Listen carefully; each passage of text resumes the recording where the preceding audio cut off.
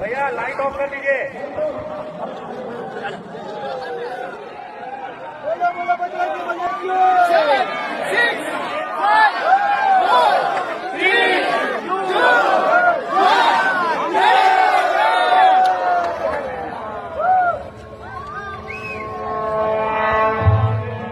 సర్వ మానవాళికి రక్షకుడు, మనకు కొండంత అండగా నిలిచేవాడు, మనసులో తలచిన వెంటనే గుండెల నిండా ధైర్యాన్ని నింపగలిగే మహాయోధుడు, అభయహస్తంతో ఎల్లవేళలా మనల్ని కాపాడే ఆ పవనపుత్రుడి ఇప్పుడు మనసారా స్తుతించుకుంటూ శ్రీ పంచముఖ ఆంజనేయ స్వామిగా అవతారమెత్తిన కథ దృశ్య రూపంలో తిలకిద్దాం రండి.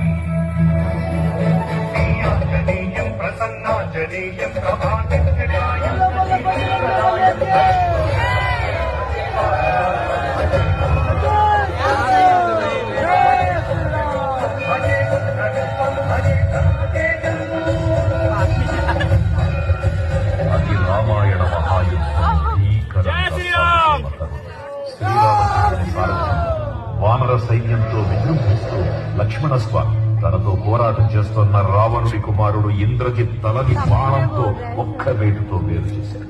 ఇంద్రజిత్ మరణ వార్త విన్న రావణుడు ఆవేశంతో ఊడిపోయాడు. అగ్నికారం కోసం పాతాళలో